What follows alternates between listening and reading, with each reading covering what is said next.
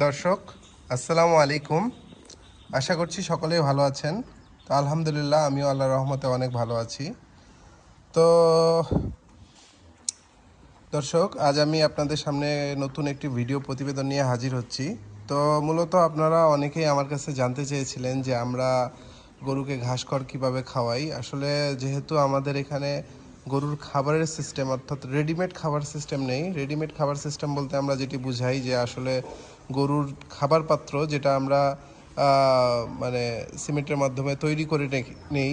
যে অনেক এলাকায় অনেক নাম রয়েছে এগুলোর, কেউ পনুয়া বলে বা কেউ বলে খাবার পাত্র, যাই বলেন না কেন।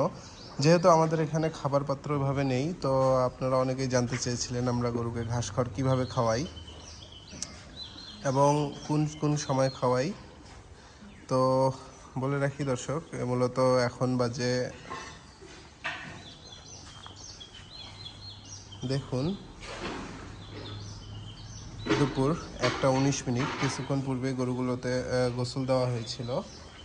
হ্যাঁ, গোসলের পরপরই আমরা আসলে এদের ঘাসখড় দিয়ে থাকি। আমরা মূলত আমাদের এখানে গরুগুলোকে দুবেলা দানাদার খাবার দেই এবং ঘাসখড় দিই 3 বেলা।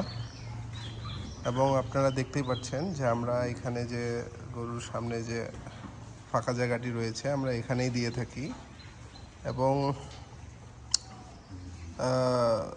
অনেকেই আমাকে কমেন্টে বলেছিলেন যে আসলে গরু খেতে পারে কিনা এভাবে পাইপ দিয়ে দেওয়াতে। দেখুন আসলে কত সুন্দরভাবে গরুগুলো খাচ্ছে, তাতে গরুগুলোর তেমন কোনো সমস্যাই হয় না। এবং এই পাইপের থাকার কারণে একটি যেটি সুবিধা আমাদের জন্য, যে আসলে গরু এপার হয়ে মানে পার হয়ে আসতে পারে না।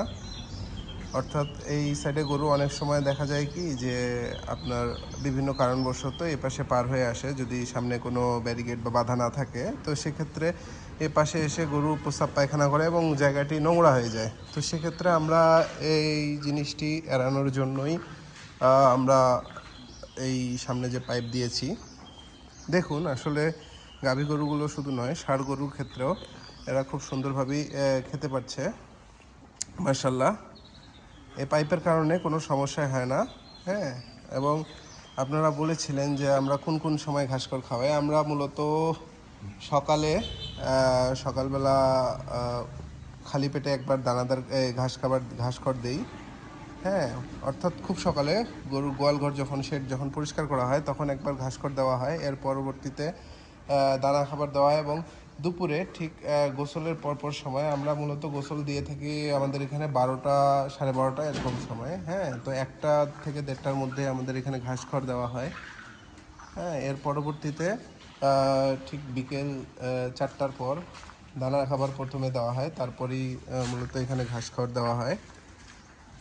আর আপনারা অনেকে জানতে চেয়েছিলেন যে আমরা ঘাসখড় কীভাবে খাওয়াই। হ্যাঁ, যে কেটে নাকি গোটা গোটাই। আমাদের এখানে দেখতেই পাচ্ছেন যে এখানে একটি মেশিন রয়েছে। এটি মূলত 2 ব্লেডের একটি ঘাসখড় কাটার মেশিন।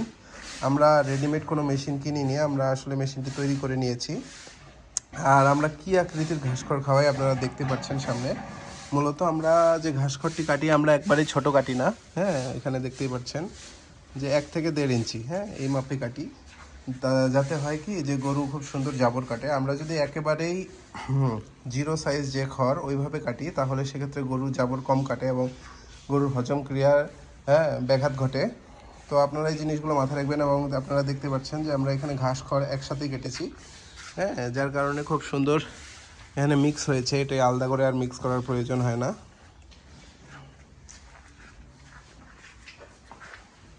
তো এই ছিল, আপনারা জানতে চেয়েছিলেন যে আমরা গরুকে ঘাসখড় কীভাবে কোন কোন সময় খাওয়াই। তো এটি জানানোর জন্য একটি আপডেট ভিডিও আমি দেওয়ার চেষ্টা করলাম।